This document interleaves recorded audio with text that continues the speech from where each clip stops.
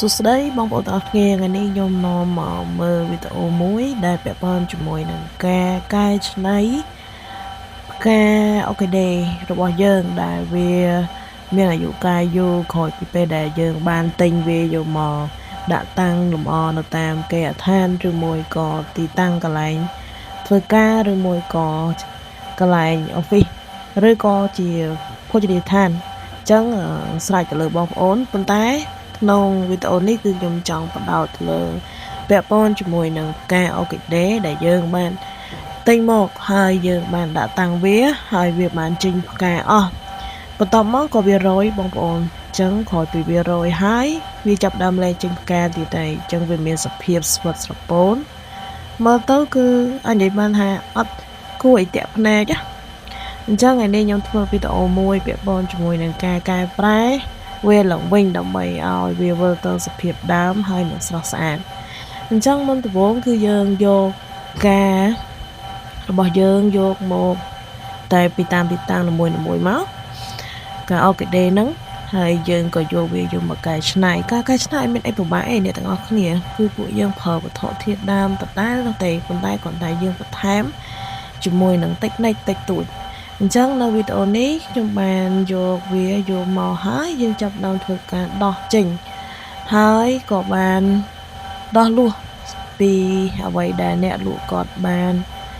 ធ្វើអញ្ចឹងគាត់ចង់នេះដើម្បីឲ្យការហ្នឹងគឺមានទំពក់ទី1ទី2ឲ្យនឹងអញ្ចឹងខ្ញុំបានចាប់ផ្ដើមដោះវាហើយដើម្បីយកសកៃដូងដែលនៅក្នុងថូនឹងចេញណាបងប្អូនព្រោះតែបើយើងមិនយកចេញទេគឺយើងកែអត់កើតទេព្រោះនេះវាគឺជាសកៃដូងចាស់របស់អ្នកលក់ដែលគាត់យកមកពីនាយមកណាដែលគាត់ដាក់មកអញ្ចឹងយើងធ្វើការយកវាចេញអ្នកនរគ្នាបានឃើញទេការរបស់យើងហ្នឹងសកៃដូងគឺវាស្ងួតមែនតើស្ងួតខ្លាំងព្រោះអីវាយូរវាចាស់យើងយកមកវាយូរហើយវាផ្ការយអាខ្លះក៏មានកូនអាខ្លះទៀតក៏អត់កូនប៉ុន្តែមើលសភាពទៅគឺថាយូរមែនតើស្ងួតអត់មានជាប់ទឹកទេព្រោះថាដាក់ទឹកប្រមាណក៏អត់មានជាប់ដែរអញ្ចឹងទៅធ្វើឲ្យផ្ការបស់យើងស្គមរិញរៃកុំច្រឡំណាបងប្អូនផ្កានេះវាមិនមែនតមហាឬក៏ធ្វើដៃអឺតអីទេគឺសារតែវាអត់មានអីស៊ីអញ្ចឹងដូចតែមនុស្សយើងដែរទេបើវាអត់មានអីស៊ីវានឹងស្គមចឹងថ្ងៃនេះគឺខ្ញុំនឹងធ្វើការកែប្រែវាដើម្បីឲ្យវាមានសោភ័ណភាពហើយវាមានភាពល្អប្រសើរឡើងវិញអញ្ចឹងពេលនេះគឺខ្ញុំចាប់ផ្ដើមយកស្កៃដូងចាស់ចេញរួចហើយយើងនឹងធ្វើការដាក់ស្កៃដូងថ្មីចូលអញ្ចឹងអ្នកនរគ្នាមើលវីដេអូខ្ញុំមួយទៅវាអត់មានលឿនទេអ្នកនរគ្នាអញ្ចឹងខ្ញុំធ្វើមួយអញ្ចឹងនៅកន្លែងនេះគឺពួកយើងបានហែកសកៃដូងចាស់ចេញដើម្បី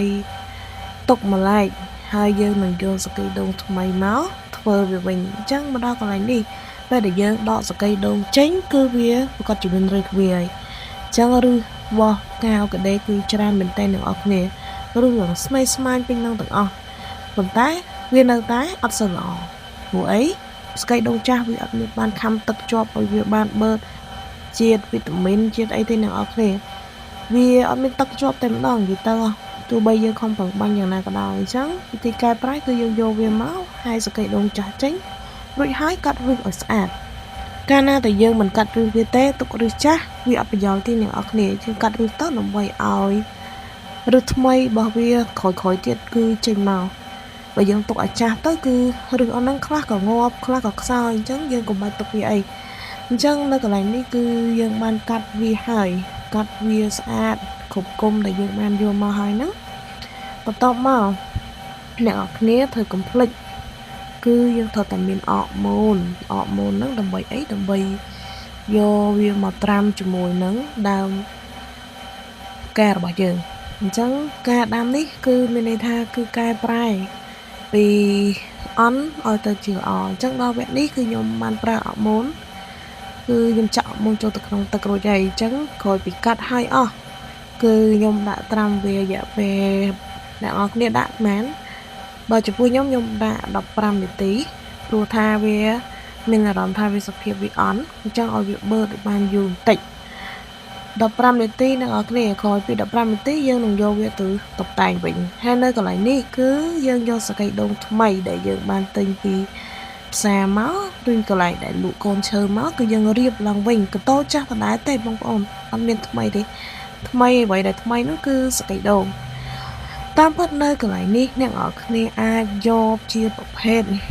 ស្បកឈើក៏បានដែរតែខ្ញុំបានយកសកៃដូងលាយជាមួយដីហេតុអីក៏ខ្ញុំដាក់អញ្ចឹងគឺខ្ញុំដាក់3ស្រទាប់អ្នកនរគ្នាសកៃដូងពីក្រោមដីកណ្ដាលហើយបន្តមកសកៃដូងពីលើមកតង់ទៀត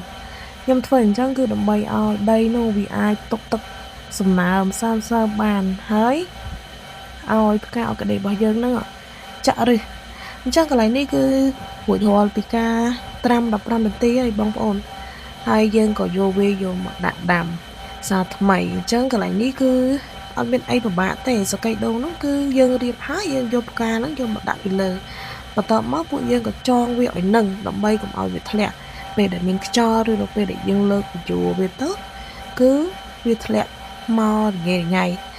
ចឹងការចងនេះគឺយើងចាប់ដើមចងរួចរាល់ឲ្យអ្នកនរគ្នាឃើញសភាពរាងស្អាតជាងមុនទេព្រោះអាខ្លះណាមេឃងាប់យើងបានកាត់វាចោលដែរអញ្ចឹងណាចឹងអរគុណអ្នកនរគ្នាគ្រាន់តែប៉ុណ្្នឹងហើយបន្ទាប់មកយើងមើលថែវាដោយការដោយការទុកវាចោលនៅកន្លែងម្លប់មានខ្យល់ទៅជាការស្រេចអរគុណអ្នកនរគ្នាដែលបានទស្សនាវីដេអូនេះ